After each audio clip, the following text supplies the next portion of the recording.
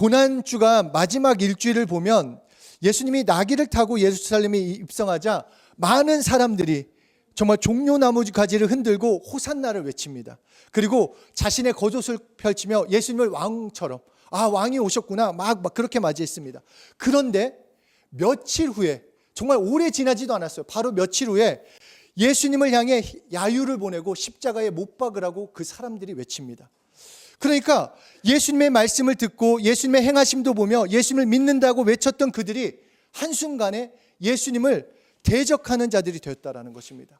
왜냐하면 그들의 믿음은 단지 그때 치료해 주셨던 그때로 머물러 있었기 때문입니다. 그냥 단지 나를 치료해 주시는 예수님, 단지 내가 도움받는 예수님. 그러니까 그 예수님이 잡히시자 더 이상 그 예수님에 대해서, 예수님의 죽으심도 이해할 수 없었고 예수님의 부활하심도 당연히 믿지 못했고, 또 예수님이 왕으로 오셨다라는 것, 구주로 오셨다라는 것은 더더욱 믿을 수가 없었습니다. 그렇기 때문에 예수님을 대적했다라는 것입니다. 상황과 환경이 바뀌면, 그 믿음이 성장하지 않으면 그냥 그 믿음은 온데간데가 없습니다.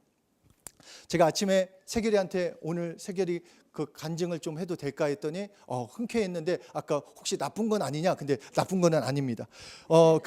이번 주에 중요한 콩쿠르이 있었어요. 이게 정말 그 한국에 있는 가장 잘하는 사람들이 모이는 콩쿠르입니다. 그래서 예선이 있고 본선이 있는데, 그래서 사실 물론 되는 게 좋지만 그래도 너무 이게 사실 많은 사람들이 모이니까, 이렇게 또 잘하는 사람들이 모이니까 조금 될까 안 될까 그런 생각도 있었어요. 그래서 보험으로 또 다른 콩쿠르를 또 해놨습니다. 이제 결선에 못 올라갔을 때 또 다른 콩쿠르 해야겠다. 그런데 그것을 했는데 된 거예요. 와, 진짜. 그래서 제 입에서는 하나님이 하셨구나, 하나님이 하셨구나. 그렇잖아요. 하나님이 하셨구나. 거의 진짜 한국에서 내노라는 사람들 가운데 이렇게 됐구나. 그래서 이제 본선에 진출을 했습니다. 그러니까 제 마음 가운데 어떤 마음이 있겠습니까? 입상을 했으면 좋겠다. 그리고 뭔가 되지 않을까라는 생각을 했어요. 그리고 그렇게 또 콩쿠르를 하고 선생님들도 좋은 결과가 있을 거다 얘기를 했습니다. 그런데 안 됐어요. 안 됐어요. 근데 그러면서 제 마음 가운데 갑자기 입은 하나님 감사합니다 하는데 마음은 하나님한테 원망이 들었어요. 아니, 해주실 거면 좀 이것도 해주시지, 왜 이렇게 하고 이렇게 될까라는 마음이 드는 거예요. 그냥 감사합니다 하면서도 그 마음에 그냥 서운함, 대놓고는 얘기하지 않았어요. 하나님 왜 그러세요? 그런 말은 하지 않았지만 마음 가운데 좀 알죠, 뭔 말인지. 그래서 서운한 마음이 들었어요. 근데 세결이는 안 그렇더라고요. 그 결과를 받고 다음 거를 준비를 하는 거를 보면서 나보다 믿음이 있구나, 하나님이 어떻게 이끄실까를 이렇게 더 해야겠다라는 것을 보면서 진짜 믿음이 있는 사람, 믿음이 성장한 사람은 환경에서 이 어떤 결과가 상황이 아니라 믿음이 성장해야 그 모든 환경을 믿음으로 걸어가는구나 라는 것을 깨닫게 됐습니다. 마찬가지로 성경은 우리에게 계속 말씀하는 것은 예수 믿는 그것으로 머물러 있지 말라라는 것입니다. 믿음은 성장해야 한다는 것입니다. 어제보다 오늘 더 성장하는 것이 믿음이라는 것입니다. 왜냐하면 믿음은 명사가 아니기 때문에, 그냥 믿음은 머물러 있는 것이 아니기 때문에 머물러 있으면 안 된다. 믿음이 자랄 때 비로소 그 믿음이 열매를 맺는다라고 우리에게 말씀하고 계십니다. 데살로니가전서 후서 1장 3절 우리 함께 읽겠습니다. 시작.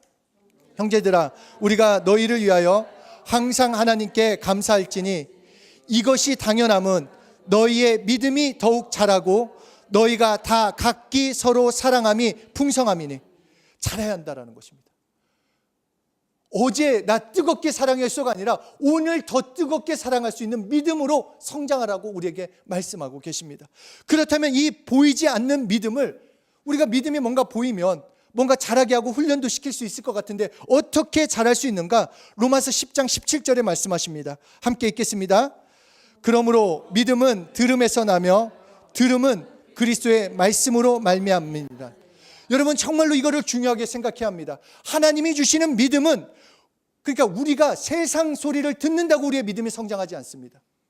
이게 정말로 중요한 것입니다. 내가 세상의 말을 아무리 많이 듣는다고 좋은 영화, 좋은 드라마, 뉴스를 보면서 어제보다 오늘 예수님을 더 사랑하게 되고 믿음으로 살 수 있는 것이 아니라는 것입니다. 오직 말씀으로만 나의 믿음이 성장합니다. 정말 오늘 내가 정말 말씀을 가까이 하는 사람만이, 말씀을 믿는 사람만이 그 말씀으로 믿음이 자랄 수 있다라고 말씀하고 있습니다. 믿음이 유아기에 머물러 있으면 그냥 조금만 잘해주면 웃고, 조금만 신경 안 써주면 울고, 먹을 것을 주면 웃고, 조금만 가르치려고 하면 울고 힘들어하고, 그래서 믿음이 성장하지 않으면 조금만 어려워도 믿음이 흔들려 버린다는 것입니다. 내가 성장하지 않으면 믿음이 그냥 찰싹거리는 작은 파도 보고도 마음이 약해서 못 간다라고 찬송가가 말하고 있지 않습니까? 조금만 어려움이 닥치면 어제까진 뜨겁게 내가 예수로 살겠습니다, 복음을 위해서 살겠습니다, 말씀으로 살겠습니다 하고 다음날 조그마한 문제만 생기면 왜 내 삶은 이래? 왜 나는 이래? 왜 이렇게 안 풀릴까? 그냥 믿음 없이 자기를 자포자기할 때가 얼마나 많이 있냐라는 것입니다. 그러므로 우리는 믿음이 성장하기를 원해야 하며 성장을 시켜야 합니다. 그러므로 로마서 1장 17절에 복음에는 하나님의 의가 나타나서 믿음으로 믿음에 이르게 하나니 기록된 바 오직 의인은 믿음으로 말미암아 살리라 함과 같으니라. 우리 삶에 대한 하나님의 계획과 목적을 성취하기 위해서는 우리는 정말로 믿음 안에서 성장해야 합니다. 그냥 처음에 가진 그 믿음만으로는 결승선까지 갈 수 없습니다. 내가 처음 가졌던 그 믿음, 만약에 천국에 가고 싶은 것이 전부라면 구원받는 믿음만 있으면 될 것입니다. 그러나 하나님께서는 예수님께서 그 당신의 왕국이 임하기를 기다라고 말씀하신 것처럼 하나님의 뜻이 하늘에서 이루어진 것 같이 이 땅에서도 이루어지는 것을 경험하라는 것처럼 내 삶에 예수 믿는 내가 이 땅에 살면서 그 믿음이 성장해야 내가 그 달려갈 길을 믿음으로 달려갈 수 있다는 것입니다. 자포자기하지 않고 내 삶에 대한 하나님의 계획, 그 목적을 성취하기 위해서는 믿음이 있어야 합니다. 믿음이 자라야 합니다. 지난주에 얘기한 것처럼 하나님이 말씀을 통해 나에게 비전을 주실 때 흔들림 없이 나갈 수 있는 것은 믿음이 성장하는 사람이 그 비전을 가지고 계속해서 나아갈 수 있는 것입니다. 믿음은 하나님께서 이미 약속하신 것을 받아들이는 것이고, 이것은 이미 말씀으로 행하시는 것을 받아들이는 것입니다. 내가 믿음을 창조하는 것이 아니라, 내가 믿음을 만드는 것이 아니에요. 그냥 내가 믿습니다, 좋습니다, 알겠습니다가 아니라 이미 주신 그 말씀을 내가 온전히 따르는 것입니다. 온전히 말씀하신 것을. 그러므로 믿음이라는 것은 응답이 확실한 것입니다.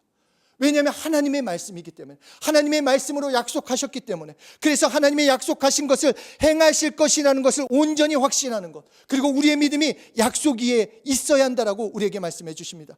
그러므로 믿음은 하나님의 약속이 사실이라고 믿고 그것이 나에게도 사실인 것을 믿는 것입니다. 하나님은 여러분들에게 말씀을 통해서 약속하셨습니다. 그러면 그것은 사실입니다. 그것은 실제로 열립니다. 그렇기 때문에 믿음은 내일과 관련이 없습니다. 이게 무슨 말이냐? 믿음은 오늘과 관련이 있습니다. 믿음은 그러니까 근육 같아서 오늘 사용해야 한다는 것입니다. 내가 내일부터, 다음 주부터, 그것이 아니라 예를 들어서 다리가 부러져서 깁스를 하면, 깁스를 하고 있다가 그 풀면은 아시죠? 이 풀은 그쪽에 근육이 쫙 빠집니다. 그냥 막 뭔가 빈해 보이고 사용하지 않기 때문에 근육이 다 빠진 것처럼 믿음을 사용하지 않으면 믿음은 수축합니다. 오늘 내가 믿음으로 살지 않으면 내일 더 뜨겁게 사랑해야 할지 그럴 수 없다는 것입니다. 믿음은 오늘 활용하는 것이고, 믿음은 오늘 그 믿음으로 살아가는 것입니다. 그래서 믿음이 성장하기 위해서 우리가 제일 먼저 해야 하는 것은 믿음의 씨앗을 심어야 합니다.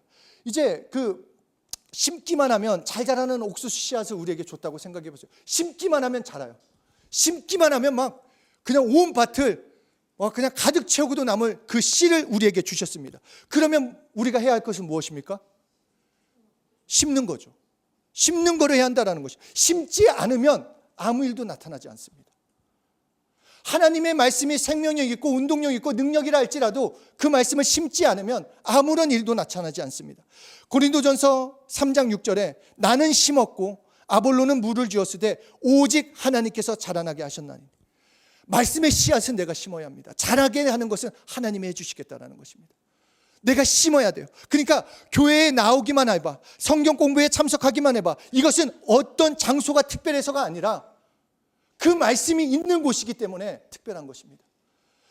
어떤 장소가 어떤 특별한 어떤 좋은 그것이 아니라 하나님의 말씀이 들려지는 그곳이 특별한 것이고, 그 말씀이 들릴 때 씨앗을 심을 수 있다는 것입니다. 말씀을 듣고 내가 그 말씀의 씨앗을 내 영혼에 심을 수만 있다면 하나님이 자라게 해주신다는 것입니다. 하나님이 약속하신 것이기 때문에 경험은 확실합니다. 그리고 여기에서 중요한 것은 좋은 밭에 심어야 한다. 그래서 마태복음 13장을 보면 예수님은 4가지 밭의 비유를 가지고 말씀합니다. 왜냐하면 씨앗은 확실하니까. 썩지 않는 씨앗이고 생명력 있는 씨앗, 열매 맺는 씨앗이기 때문에 씨앗은 확실하다. 그런데 밭이 어떤 밭인지 중요하다라고 예수님은 우리에게 그 비유를 통해 말씀하십니다. 하나님의 말씀이 다른 4종류의 그 땅에 심어진다라고, 그리고 이 땅은 우리의 마음과 같다라고 말씀을 하십니다. 그래서 예수님께서는 마음에 따라, 너의 마음의 밭에 그 말씀이 어떻게 심겨지냐에 따라서 열매 맺는다라고 말씀하십니다.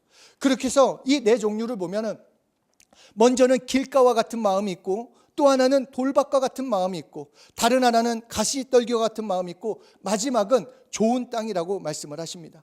그런데 예수님께서 4종류의 마음이 있는데 이 앞에 3가지 길가, 돌밭, 가시나무, 가시떨기 같은 나무에서는 열매를 맺지 못하고 오직 그 씨앗이 열매 맺는 땅은 좋은 밭이라고 우리에게 말씀하고 계십니다. 그것도 어떻게 열매를 맺느냐? 30배, 60배, 100배의 열매를 맺는다라고 우리에게 말씀하십니다.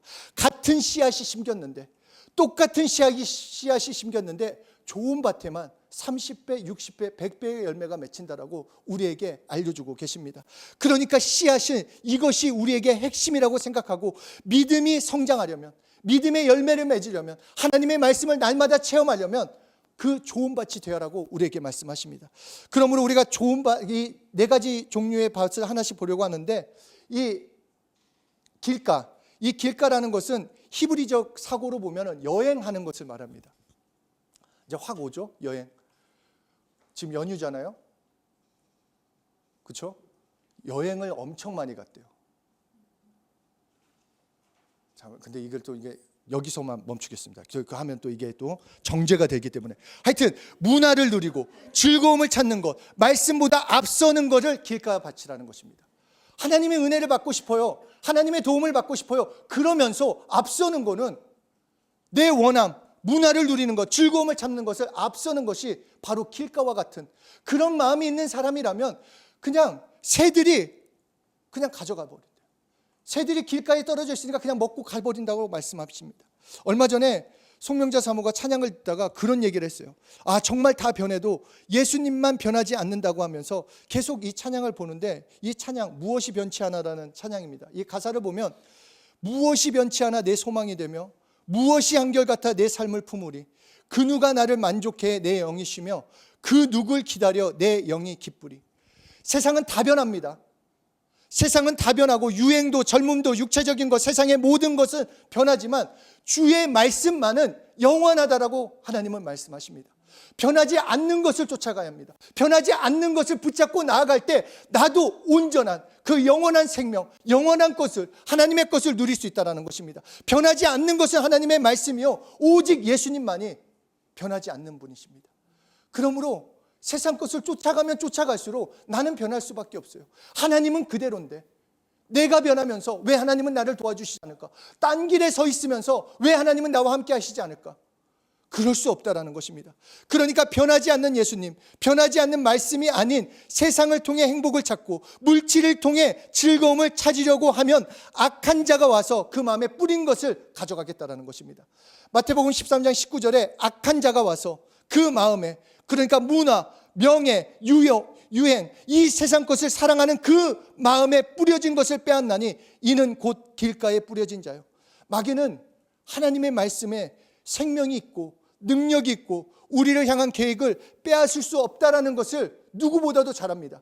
그 씨앗이 생명력 있게 나타날 것을 알아요. 그리고 그 말씀이 좋은 밭에 심기기만 하면 30배, 60배, 100배가 열매가 맺힐 거라는 거 마귀는 누구보다도 잘 압니다. 그렇기 때문에 그 마귀가 하는 것은 말씀을 어떻게 하는 것이 아니라 그 우리 삶에서 하나님의 말씀을 빼앗으려고 한다는 것입니다. 하나님의 말씀에 가까이 하지 않고. 그러면 여러 마음이 들잖아요. 우리가 성경 통독을 시작했는데 요새 우리 선주쌤만 매일 올리는, 그렇죠? 매일매일 올리는. 여러분, 말씀 없는 신앙생활은 거짓말이에요. 말씀 읽지 않고 하나님을 뭘 믿는 거예요? 아니, 솔직하게 우리가 얘기를 해보자는 거, 이거는 뭐 혼내는 게 아니라 한번 생각해 보세요. 자, 말씀 읽지 않는데 하나님의 뜻을 어디서 알 수 있어요? 만약에 내가 안다, 그러면 내가 만든 하나님 아니겠어요? 말씀 읽지 않고, 그리고 기도하지 않고, 주일날 예배드리지 않고, 난 하나님 믿어요. 그건 거짓말이죠. 믿는데 말씀 읽지 않고, 기도하지 않고, 주일 예배 드리지 않고. 아니, 한번 생각을 해보자. 어때요? 여러분 생각은? 맞는 것 같아요? 틀린 것 같아요? 그렇지? 아니, 사실 솔직하게 우리끼리니까 한번 생각해 보자라는 거예요. 아, 왜 안 그러겠어요? 이게 하나님을 믿는데 말씀 없이 잘 산다. 이게 영의 양식이라고 했어요. 그러면 우리는 진짜 한 주일날 한 번 하면은 나머지 월요일부터 토요일까지 금식하고 있는 거예요. 대단한 사람들이에요. 기도는 호흡이래요. 잠수를 기가 막히게 합니다, 우리가. 호흡을 진짜 잘 참는 거예요.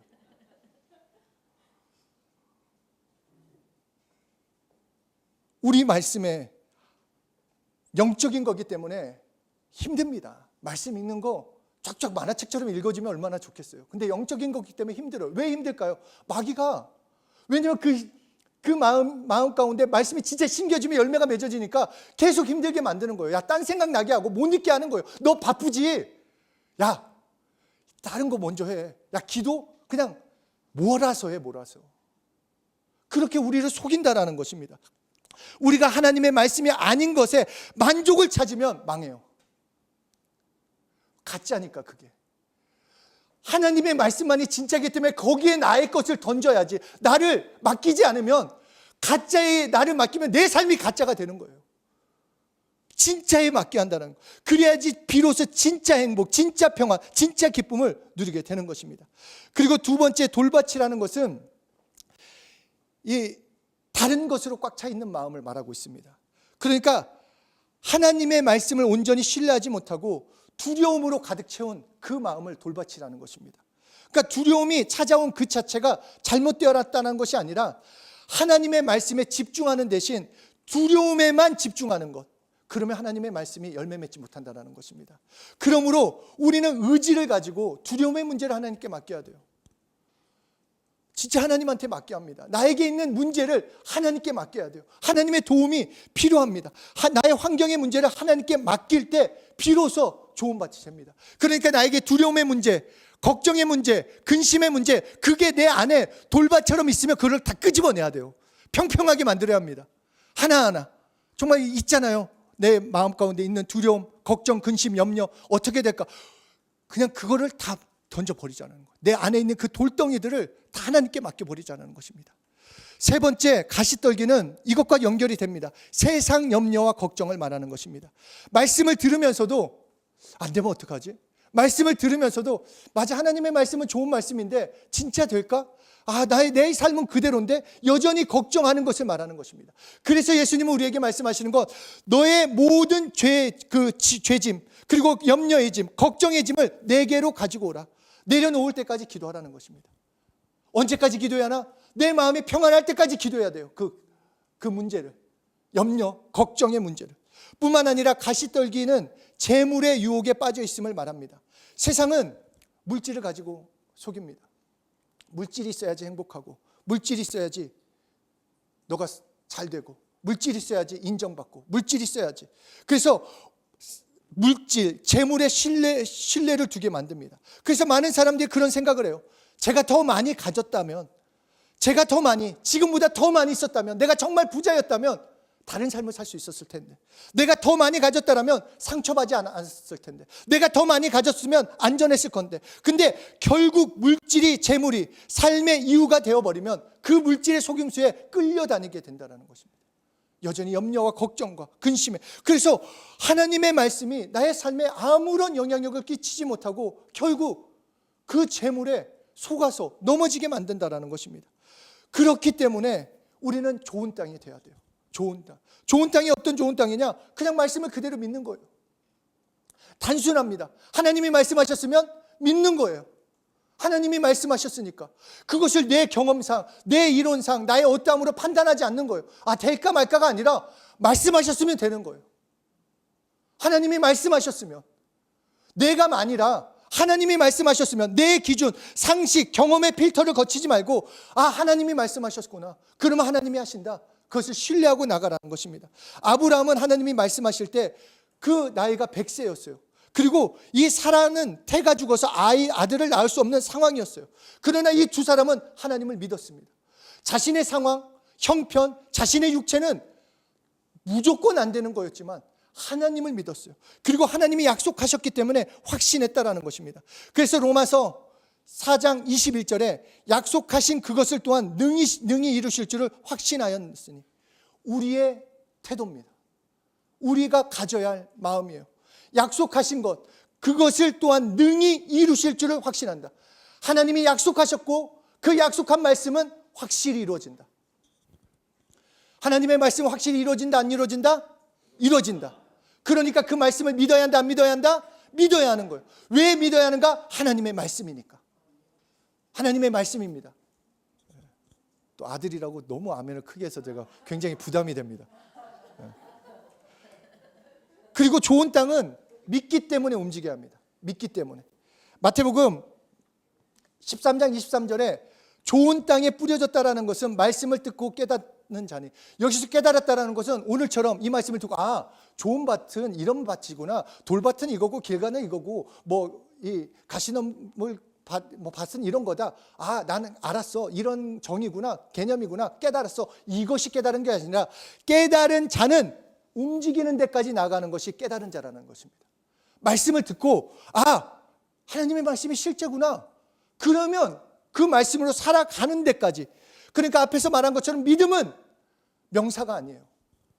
믿음은 움직이는 겁니다. 믿음은 동사가 된다는 것입니다. 무엇을 하고 듣고 말하고 행동하고 희생하고 사랑하는 것, 이것이 믿음이 된다는 것입니다. 세상에서도 내가 무언가 믿을 때 그대로 행동해요. 그것을 믿기 때문에. 왜 대학 가려고 합니까? 대학 가야지 좋은 직장 간다고 하니까. 왜 모든 사람들이 서울대예요? 거기만 가면 뭔가 달라질 거라는 믿음이 있잖아요. 근데 달라집니까? 물론 도움 받는 게 있겠죠. 그러나 진짜 내 인생을 다 돌아봤을 때 무엇이 나를 변화시키고 무엇이 나를 새롭게 하고 무엇이 나를 이끌어가냐는 것입니다.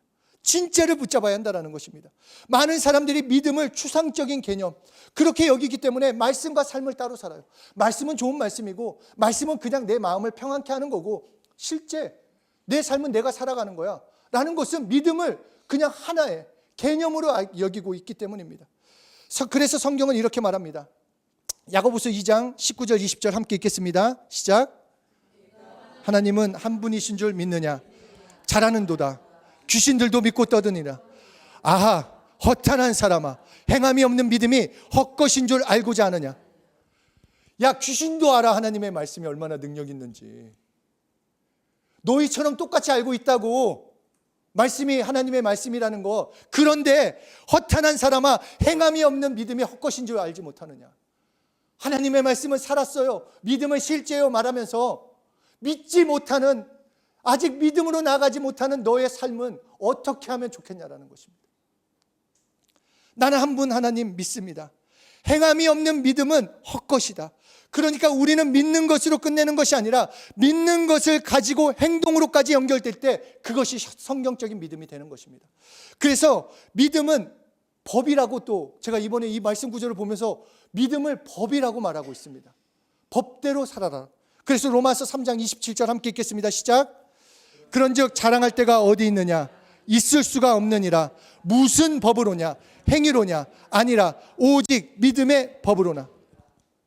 우리가 이 땅에 살면서 이 중력의 법칙에 작용하면서 이 땅에 걸어가면서 이렇게 살아갑니다.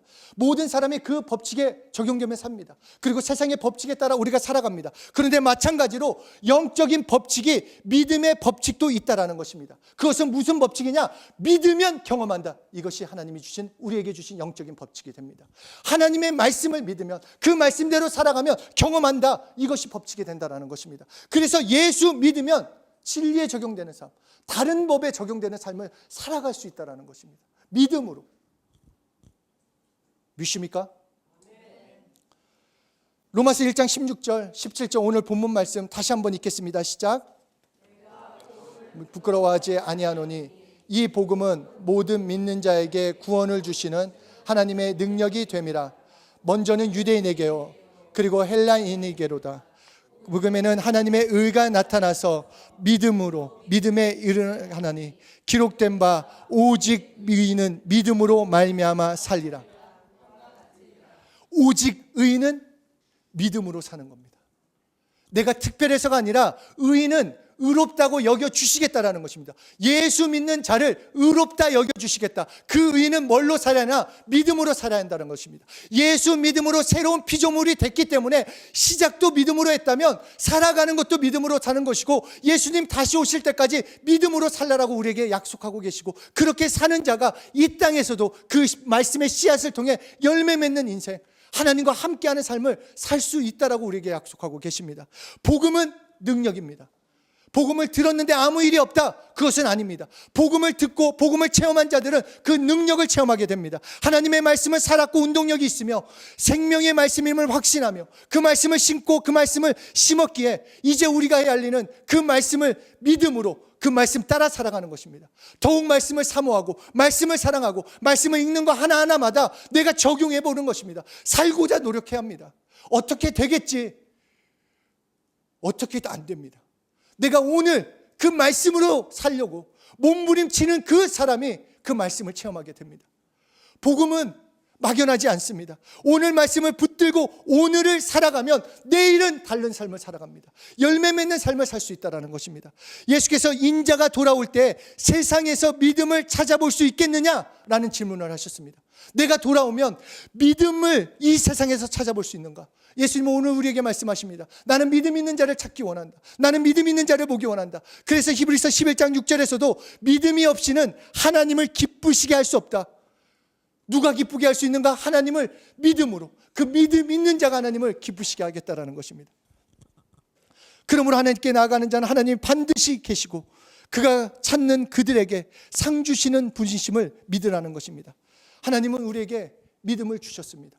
말씀을 주셨다라는 거예요. 그 말씀을 믿고 그 말씀으로 나아가면 되는 것입니다. 우리가 왜 주의를 지킵니까? 더욱 말씀을 가까이 하고자, 오늘 주신 말씀으로 살고자, 결단하고자, 그 말씀을 통해 하나님께 영광 돌리고자 그래서 나온 것입니다. 우리 옆에 사람한테 얘기합시다. 믿음으로 살아갑시다.